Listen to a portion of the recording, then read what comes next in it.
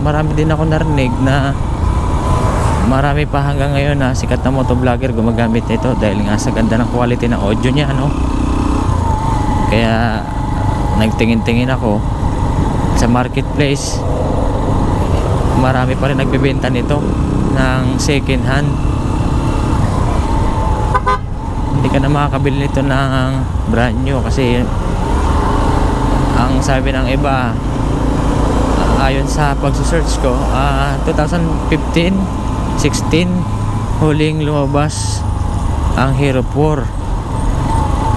Kaya yun, sa ngayon meron na tayong GoPro Hero 12, yun ay pinaka latest.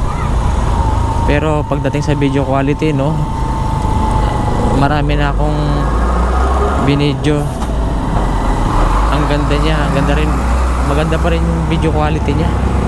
Hindi pa rin, hindi siya papatalo, no, sa ibang GoPro video.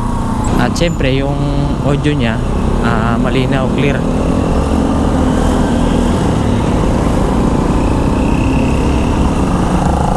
Ilang beses ko na rin siya tinry, no, na naglalakad-lakad lang kami, naka waterproof case pa siya. Tapos nung nilipat ko na sa cellphone ko, ang ganda pa rin ng audio niya. Kumbaga clear na clear pa rin yung audio niya. Samantalang naka waterproof case yun, balot na balot siya. Pero nung pinanood ko at nilipat ko sa cellphone ko, napakaganda ng audio niya, buong buo. Kaya doon ako bumilib sa kanya. Dito nga sa GoPro Hero 4 na to, silver. Yun nga pala ang gamit natin, oh, mga paps, GoPro Hero 4 silver. Ito ay nabili natin sa halagang 4K. Sulit na sulit. Kumbaga hindi ako nagsisi na ito ang binili ko, dahil nagsisimula pa lang din ako mag video kagaya nga nito. Napakasaya ko dahil ito nga yung nabili ko, at kumbaga nasunod yung tama yung nabili ko, hindi ako nagsisi. Sakain mga paps, no, nasa payatas na tayo. Dito tayo dumaan kasi dire-diretso lang.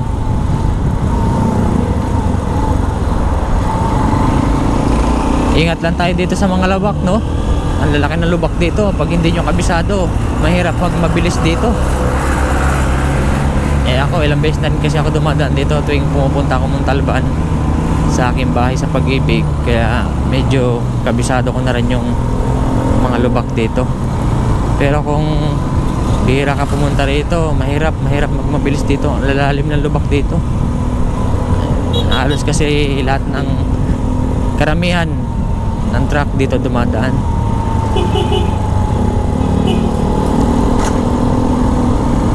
Hindi ko lang sure kung dito pa rin yung Payatas Dam site, kasi parang hindi na sila dito unload ng mga basura. Parang hindi na. Karamihan nakikita kong dumadaan dito, ito dump truck.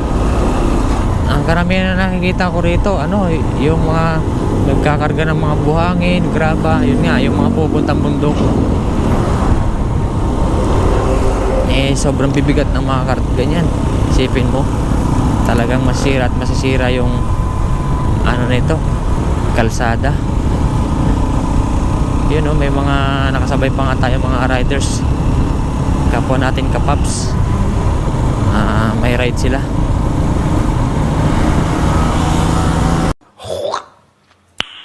Nice.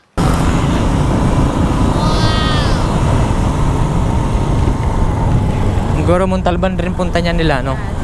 Pwede rin Bulacan. Dito sila dadaan. May daan kasi dyan, eh.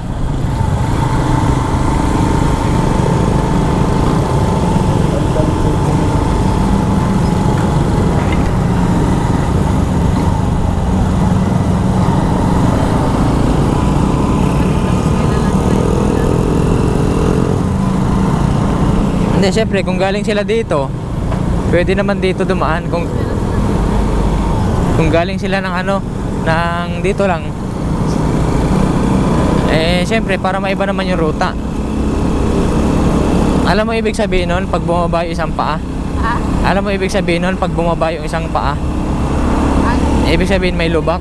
Ha? Parang naghihintayan? Di. Ano? Pag yung isang paa dito sa kanan, may lubak dito. May lubak? Oo. Pagka dito sa kaliwa. Sa kaliwa. Sa kabila yung lubak? Oo.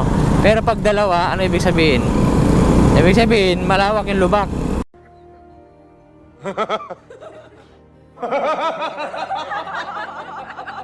Dalawa, both side. Ayan o.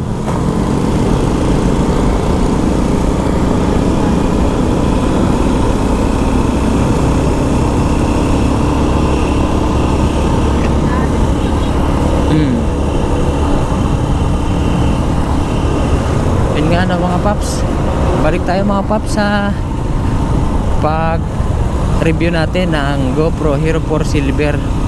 Di talaga ako nagsisi na nabili ko to. Bakit ka? Unang-una alaga ng pinsan ng katrabaho ko eh. Buti nga hindi niya kinuha eh. Sabagay hindi naman siya mahilig mag vlog. Kaya yun nga, nabanggit niya lang sa akin. Yun, kagaya nito, lubak. Mahirap yan. Ako rin, madalas ako dumadaan dito, nakalimutan ko na rin, meron pala dun. Bali yun nga no, mabalik tayo. Hindi kinuha ng kasamahan ko itong GoPro Hero 4 Silver na to. Kasi hindi naman siya mahilig mag vlog. Kaya yun, inalok niya sa akin. Yun nga, hindi ako nagdalawang isip.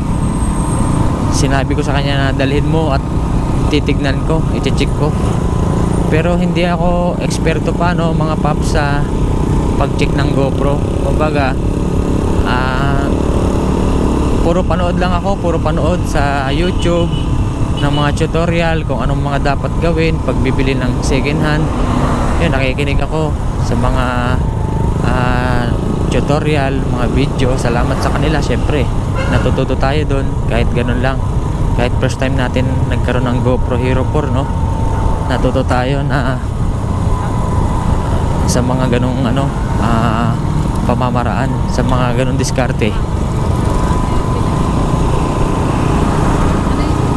Anong motor yan pa? Saan? Ha? Raider 150.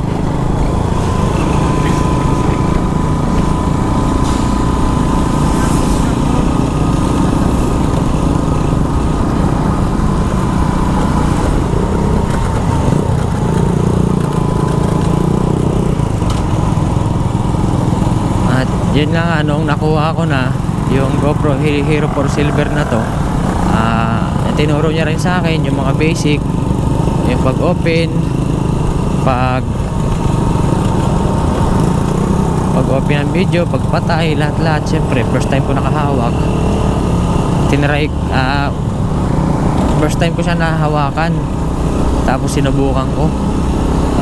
Sobrang excited talaga ako nun, tuwa ako, masaya ako nun yung time na yun at araw na yun, kasi hawak ko na yung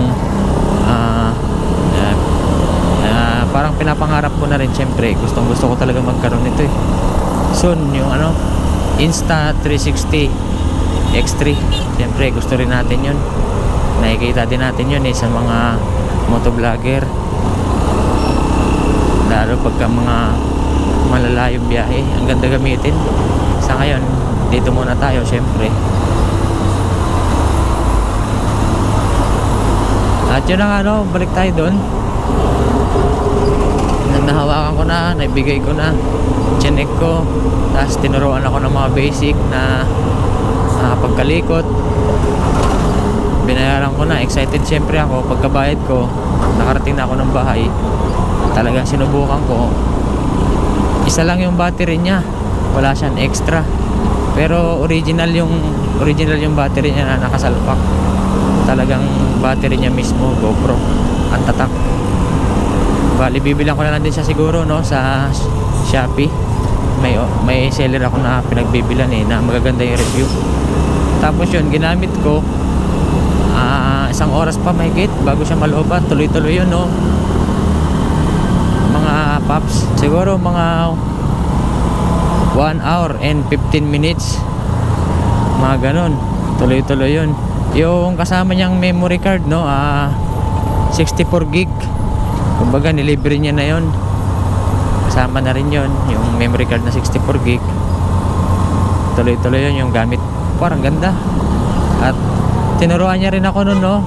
Yung nag-download lang ako ng sa GoPro Quick.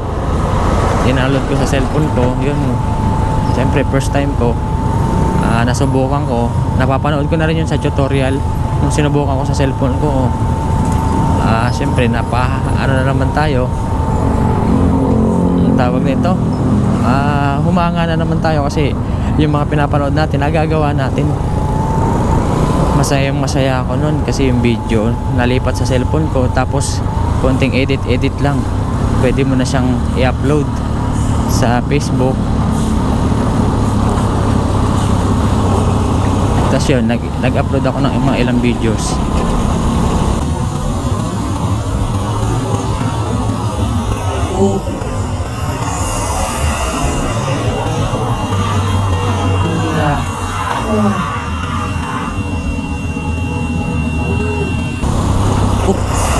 Nako.